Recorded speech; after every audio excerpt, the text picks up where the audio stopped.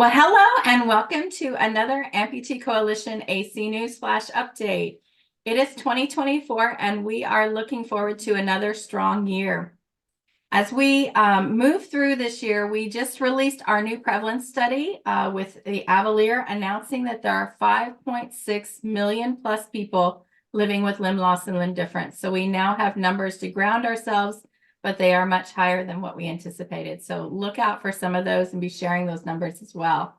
Our youth engagement program, we are teasing this. We will soon be announcing our camp locations and updates. And it's hard to believe, but we are in full planning mode for the 2024 National Conference, which is in Atlanta in August. So look for that registration coming very soon.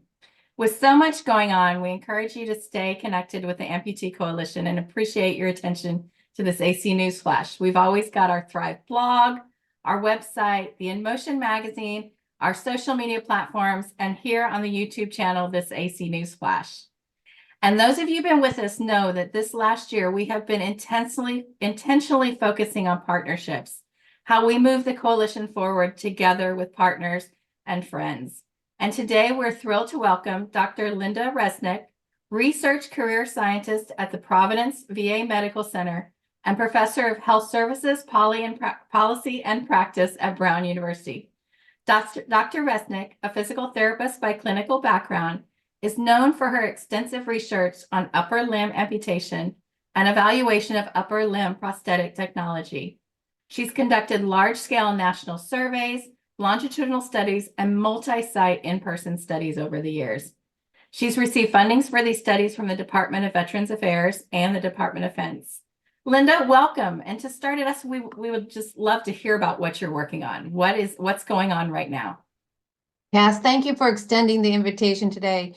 I'm really happy to be on the AC News Flash, to be alongside the Amputee Coalition, to share with our community what we're working on. We have two very important research studies that are currently underway. The first is a large in-person study of upper limb prostheses.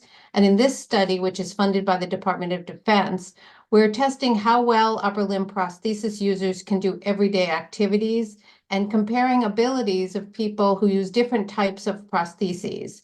The study is wrapping up its final year now, and we expect it to be the largest study ever conducted that compares user experience and performance with upper limb prostheses. The study is limited to persons with unilateral limb loss at the wrist, below the elbow, or above the elbow levels. And we have 3 study sites located in Richmond, Virginia, Tampa, Florida, and San Antonio, Texas. And participants travel to the sites and attend a single session at which their prosthesis is examined, their movements are tested, and they perform a battery of tests of everyday activities, and they answer questionnaires about their experience. And the study is important because it will help us understand how different types of prostheses and terminal devices compare to each other. And it will also examine the relative benefits of different types of terminal devices and components like powered wrists and elbows, suspension and control strategies.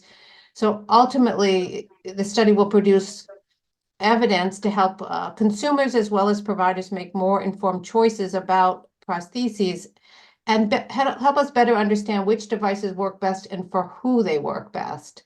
And that kind of comparative data will also be able to be used to evaluate the benefits of newer technologies as they come onto the market. So that's our in-person study.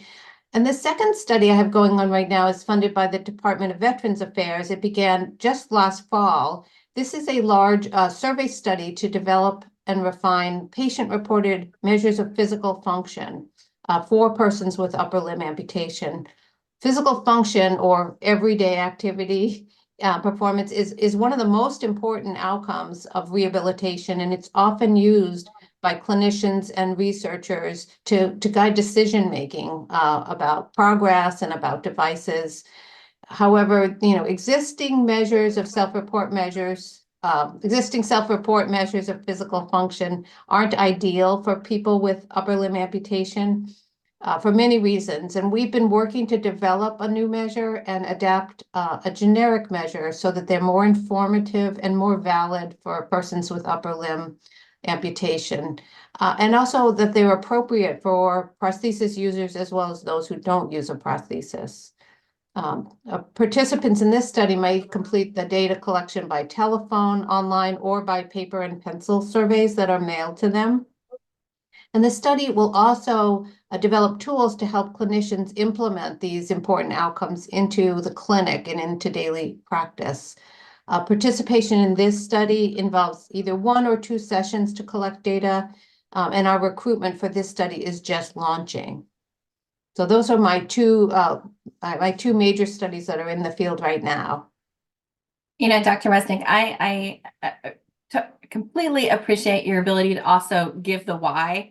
You know, the studies are so important, and we know the focus on upper limb loss is not always front and center. So we appreciate that effort, but also telling the why of the research, you know, what happens after, how you're looking to get to better questions that people can answer, you know, looking at outcomes and what activities of daily living are like, and how different prostheses work in that environment. So really critical research. How can the community get involved? How can they stay abreast of information if they're interested in being a participant? Is that available?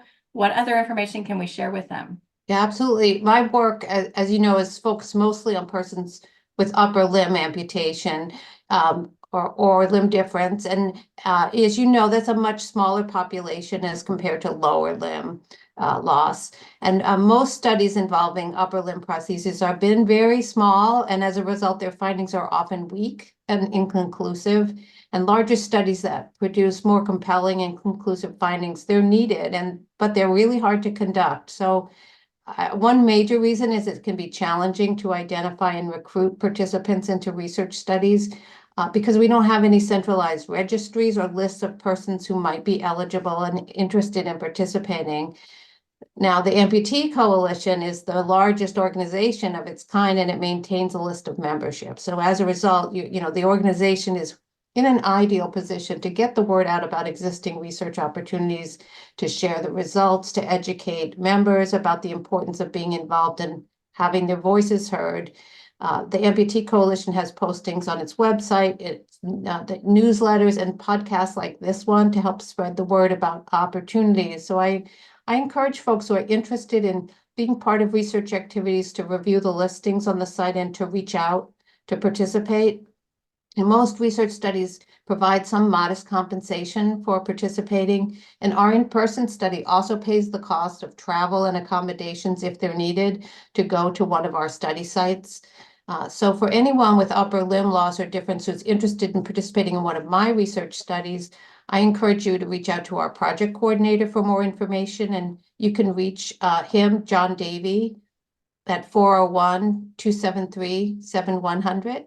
Extension 16535, or you could even email him at john.davey, D-A-V-E-Y, @va.gov, because you know, we really value participation. Research is for the participants and to benefit the participants. So please, if you're interested in being involved or learning more, please reach out to us.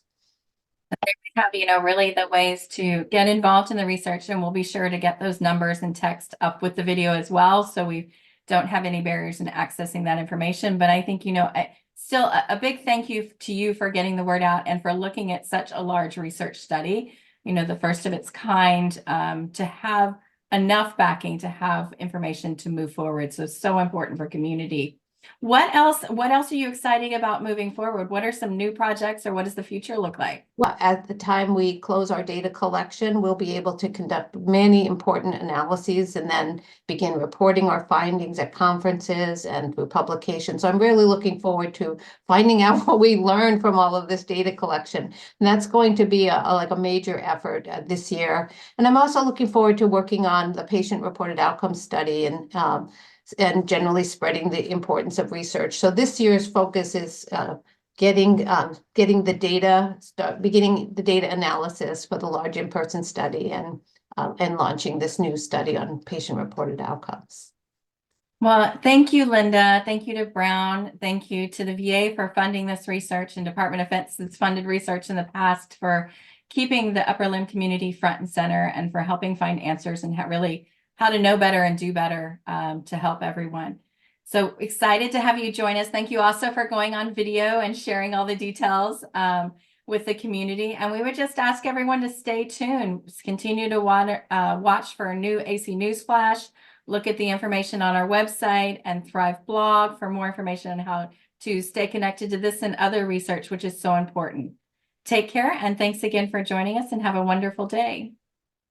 It's been my pleasure.